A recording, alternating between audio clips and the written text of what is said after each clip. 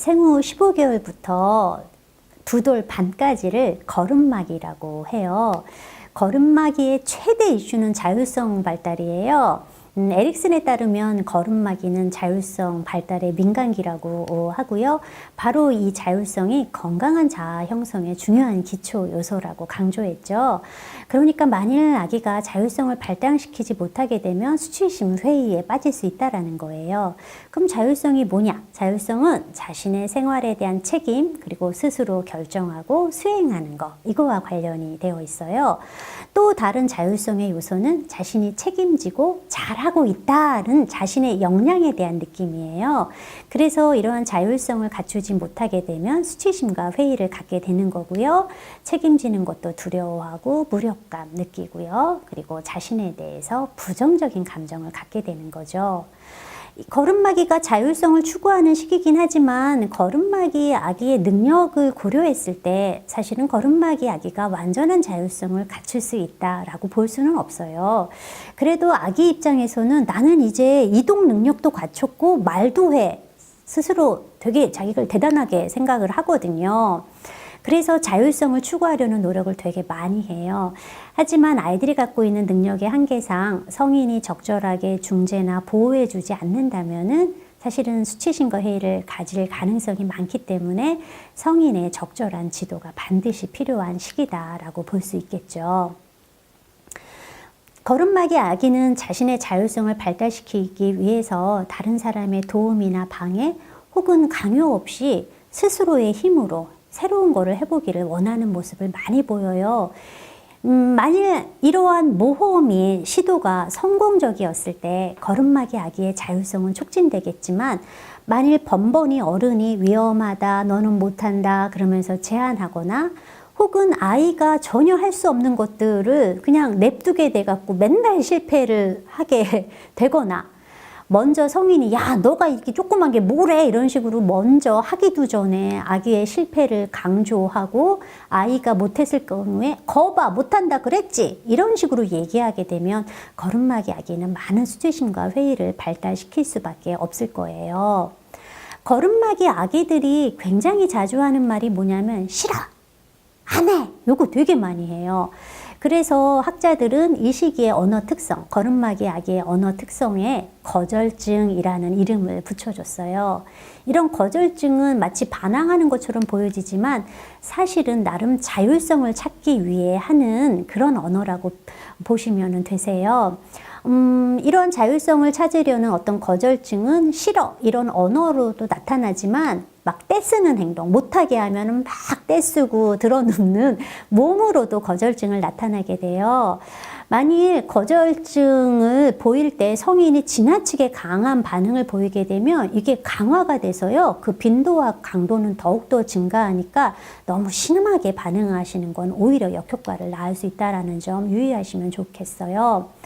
워낙 거름마기 아기의 거절증이 두드러지기 때문에 우리는 요 2돌, 3돌 사이의 아기를 되게 조금 안 좋게 평가하는 면이 있어요. 하지만 자세히 보면은 좀 거절증을 폭발하듯 해서 그렇지 그 외에는 되게 사랑스럽고 귀엽고 되게 웃기고 협력적인 모습을 많이 보이는 아주 매력적인 시기예요. 그리고 이 거름마기 아기들이 자기가 해보겠다고 막 우겼다가 아 이거 내가 못하는 거구나 이렇게 생각하게 되면 또 굉장히 또 협력적으로 되돌아가니까 너무 거절증에 대해서 두려워하실 필요는 없어요. 또 거름마기 아기의 거절증은 그냥 놀이 활동일 때도 있어요. 괜히 한번 해보는 거예요. 괜히 한번 아니야 싫어 이렇게 말하면 어떻게 되나? 재밌기도 하거든요. 그래서 시험해 보려는 행동이기도 해요. 그래서 이러한 거절증이 장난의 성격을 가졌을 때 너무 어른이 심각하게 반응하실 필요는 없겠습니다. 또 거름마기 아기의 또 다른 특성 중에 하나는 성장 양면성을 보인다는 거예요. 성장 양면성이란 새로운 거를 시도하고 도전해 보려는 욕구, 또 한편으로는 아, 나 실패나 위험 피하면서 그냥 안전 추구할래. 요 2가지, 그러니까 도전하느냐 아니면 안전으로 가느냐 이 2가지 경향 사이의 갈등을 성장 양면성이라고 하는데요. 이러한 성장 양면성이 거름마기에서부터 나타나기 시작해서 이후 모든 연령층에서 저희 역시 그런 성장 양면성을 많이 갖고 있잖아요. 이런 것들을 나타내요. 그래서 걸음마기 아기들도 저거를 할까? 혹은 엄마로부터 내가 조금 독립해서 뭔가 스스로 해볼까? 이런 생각과 더불어 그냥 엄마 품에 있을까? 이런 고민을 하는데 문제는 부모 역시 자녀의 발달에 대해서 양면적인 감정을 느낀다라는 거예요. 자녀의 첫 걸음, 첫 단어, 첫 입학 막 박수 치면서 막 좋아하다가 자녀가 독립하려고 하면은 에휴, 내 품 안에 있을 때가 자식이지 하면서 불안해하는 게 바로 이런 부모의 성장 양면성이라고 할 수 있는데요. 이런 그 아이가 성장 양면성을 갖고 있고 부모 역시 성장 양면성을 함께 가질 때 이를 이중 양면성이라고 부르는 거죠. 그래서 아이가 천천히 나가려고 할 때 부모가 막 밀어붙이고 도전을 하라 그러고, 반대로 아이가 도전을 하려고 할 때 위험하다라고 잡아두고, 이러면은 정말 많이 헷갈리게 되는 거죠. 특히 부모의 성장 양면성이 보수적일 때, 그러니까 도전을 별로 좋아하지 않을 때 아이의 어떤 전진이나 독립을 방해하게 되는 결과가 있고요. 그렇게 되면 아이는 그냥 유치하고 미숙한 상태에 머물게 돼요. 또 어떤 경우에는 엄마 아빠가 각각 다른 유형의 성장 양면성을 가질 때도 있어요. 아빠는 도전을 좀 격려하는 편인데 엄마는 막 못하게 하게 되면은 아이는 심각한 정서적 어려움을 갖게 될 수도 있습니다.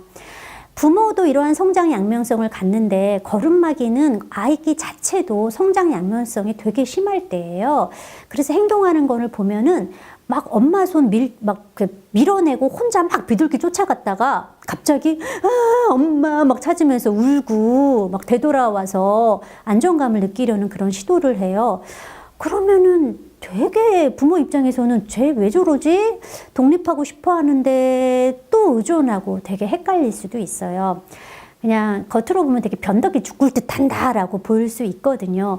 그래서 이런 거에 대해서 타박을 하거나 수치심을 주게 되면은 아이는 오히려 의존적인 성향을 발달시킬 수 있으니까 이때는 조금 그런 변덕과 기복이 있을 때다라고 이해하시는 거 필요하시고요. 성인이 민감하게 상황에 따라서 격려해주고 보호해주게 되면은 아이들은 이렇게 약간 갈팡질팡했다가 결국은 훨씬 좋은 쪽으로 나서게 될 것입니다. 또 걸음마기 아기를 키우는 그리고 관계하는 성인들이 해야 될 역할들을 조금 정리해 보자면요. 먼저 보호자의 역할을 하셔야 합니다. 걸음마기라는 건 말 그대로 걷기 시작하는 시기예요. 그래서 막 여기저기 막 돌아다니거든요.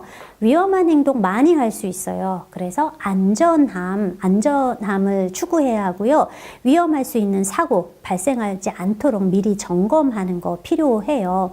막 다 만지기 때문에 아이가 만지면 안 되는 물건도 다 치워 놓으셔야 하고요.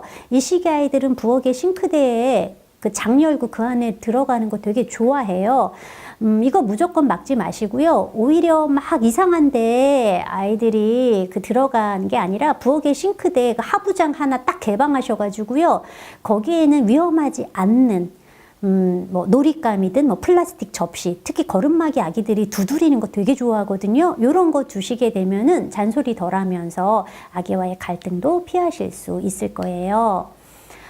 그래서 이런 부분의 어떤 센스 굉장히 이제 중요하시다라고 저는 이제 생각을 하고요.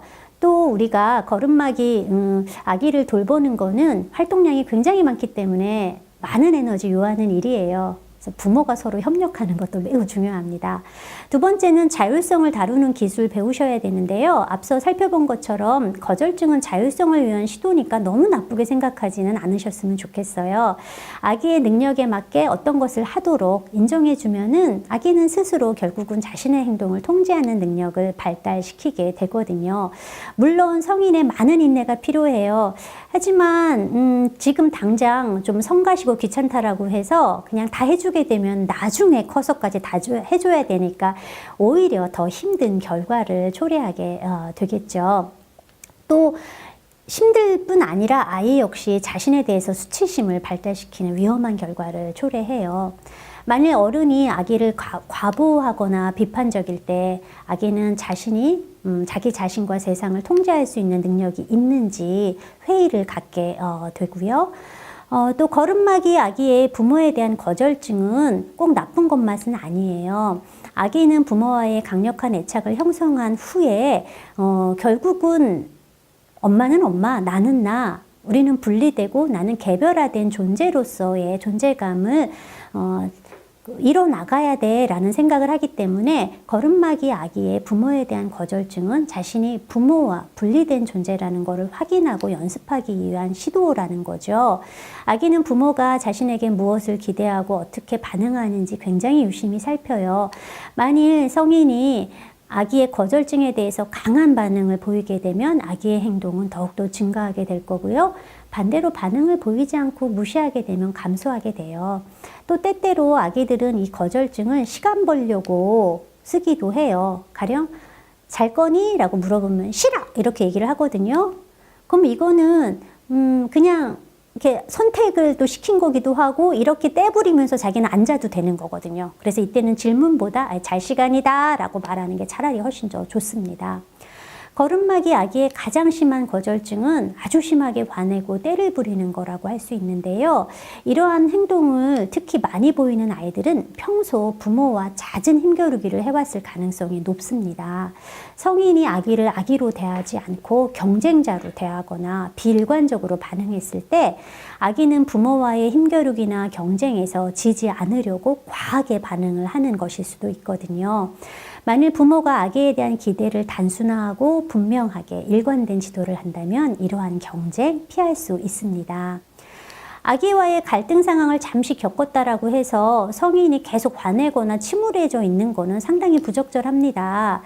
아기는 변덕이 심하다라고 했거든요. 그래서 아기랑 대립을 한 후에 만약 아이가 요구했던 거를 들어줄 수 없다면 대안 제시해 주고요. 아이가 그런 대안을 따라해 줬을 때 충분한 애정과 관심 놀아주고 달래주는 거 필요합니다.